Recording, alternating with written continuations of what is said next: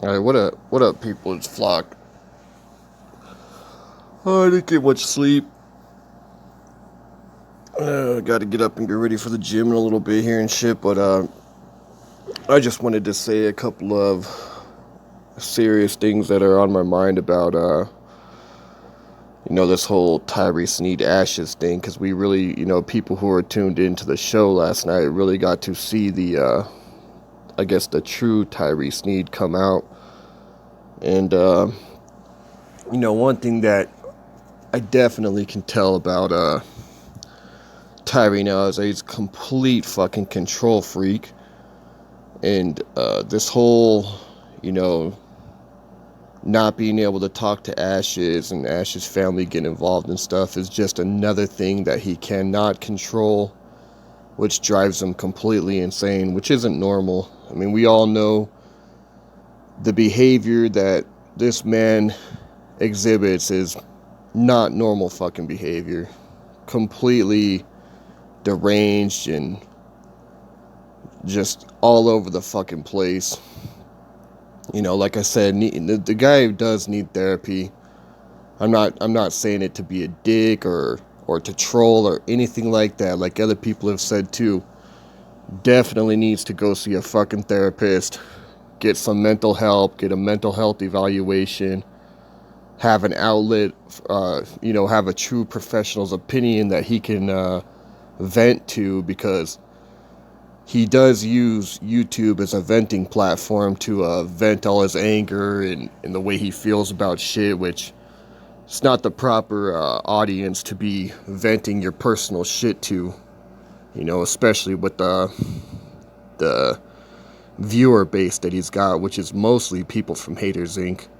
or other haters themselves.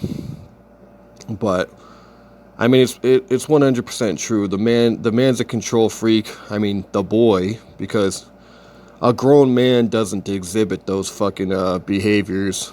If shit, it's the fucking internet. Even if you met her a couple times, you don't get yourself that emotionally fucking invested in a female like that. You just don't do it nowadays. It's not something that grown men would do.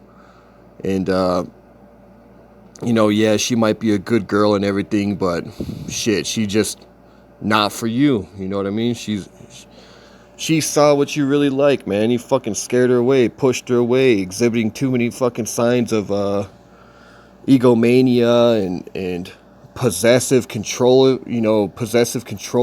Controlling. And nobody wants to be, fucking told what to do. And then you're talking about when I'm in love, I go 100% with my love. I go all in and all that kind of shit. That shit ain't. What kind of girl would be turned on by that kind of shit, man? You got to keep some kind of distance. I mean, of course, a girl's gonna want a little bit of confidence, but shit, you're like an egomaniac. All you do is talk about yourself, talk about how good you are at shit, and that you're the greatest human being, and blah blah blah. Shit, no woman wants to hear that constantly. I mean, a little bit of it every now and then to, keep her interested or whatever, and then you show it instead of keep talking about it, but you constantly got to keep reinforcing and reinforcing in your own head, like as if you keep talking about it, it's going to be true. The more you say it, the more and more you say it, the more true it must be. That's not how shit works. You can't just manifest shit into a reality like that. You create a delusional little world that you live in. And it's real true shit I'm talking to. You scared her away because you're fucking crazy, dog. Shit, she'll probably tell you yourself you need to go see a fucking therapist. But no, we're all the ones who are delusional. We're all the ones who are crazy. Shit, if we're crazy and delusional, if the whole world is like that, then what the fuck you putting content out to a bunch of crazy delusional people? You think we're just gonna wake up and snap and be like you all of a sudden? And everyone's gonna one day just praise and bow down to this man child named Tyree Sneed? Come on, man. Even just the name is fucking jokeful. Like, Tyree Sneed. What the fuck? How you gonna take that name serious? You know what I'm saying? Like, anyways. You need to get some mental help, man. You really do. And I'm being true on some real shit. I ain't trolling, I ain't clowning. I'm being 100% real. You need to go see a fucking therapist. Get yourself a fucking psych evaluation. Hell, throw you in a fucking straitjacket for a little bit, med you up, even you out, balance you out. I mean, it's all good, man. If you're confident about yourself, about your basketball playing and shit, that's all good, man. You good on that part. You go ahead, you do that, but trying to rub it into everyone's face and say that they're not paying homage, and begging for respect. That's not what people do, man. That shit is not fucking normal. I mean, shit. I guess what I'm doing right now wouldn't be considered normal behavior either, and I acknowledge that, you know. But this ain't really for Tyree. This is for everyone else who watches too, and people in Haters Inc. who think the same way, and we've all got the same mentality and think with logic and approach things with a logical perspective. That's what this is for, pretty much. It's to reinforce that everyone else is thinking the same way, because this is how we all do think. Shit, I can already tell too. Ashes is a good person. She went out of her way to try to come see you, to try to help you. You guys were wiring money back and forth. She gave it back to you. And there's no doubt about it in my mind that she's a good person, but I think she's a little bit gullible when it comes to first kind of meeting a guy that she likes, and then she takes shit literally, and like you hyped it up at first for her, making her think you really were all this and that. Because I mean, how she didn't sit back for a minute and really think like, wait a minute, there's something wrong about this guy. Then went through and looked at all the other years of footage of you doing the same kind of shit over and over and over again, and it just hasn't changed.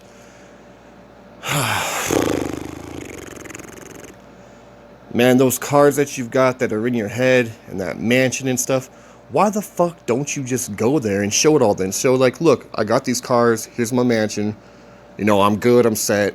Shit, that would give somebody more incentive to want to be with you, instead of living in a fucking mansion and talking about I was in a fucking homeless shelter just a couple days ago because I had to wire money to you. That shit, come on, what kind of incentive does that give a female to want to come see you after you say some shit like that? I mean, yeah, she's probably gonna feel a little bit sorry for you, because I think Ash is the type that does have feelings, and she does feel bad for people. She wants to make people comfortable. I don't know. I think you took shit too literal with her too, with all the babe talk. She tells, when she talks to people like that all the time. You can see it in the chats. I don't know what the fuck is wrong with you though. The whole, even last night you're talking, see, this is what she does to me. She's making it so that I won't even be able to go to my interview anymore.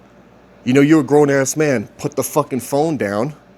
Stop twiddling your thumbs on the fucking emails. Go to fucking bed. Wake up. Go to your interview. And when you get back to your hotel room or your shelter or wherever the fuck you're staying at, you can get right back to it. Just put it aside for a little bit. But you act like in that one little night, in that one moment, it means so much. And then you went out and it started trying to expose shit about her sister and her personal family, Shit, grown men don't do that kind of shit. You keep that shit to yourself.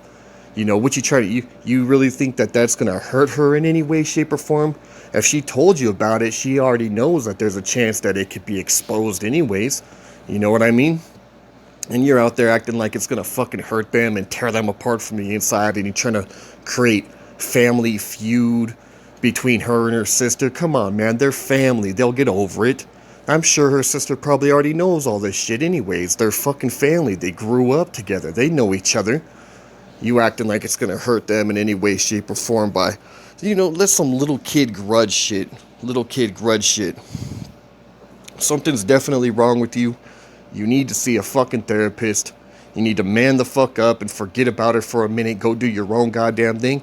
And then you can come back to your emails and your fucking crazy stalking shit. But you trying to blame her for not being able to make it to your goddamn job interview. And she's stopping you from being able to go to sleep because she won't tell you she loves you. Some little fucking kid shit, dog. Some little fucking 12-year-old just first love type shit, man. Have you not been in love before? Oh, wait a minute. I think you have twice, and one of them put a restraining order on you, right? And the other one had to completely delete all social media contact with you for you to leave her alone. Doesn't that show you a little sign? This thing called trial and error. You look back on what happened before, and you've taken all the good shit that happened, and then you've taken all the bad, and you kind of weigh them together, and you say, maybe I shouldn't do this again, because if I do this again, this is going to happen because it has happened before. Do you not think like that? Because that's called logic,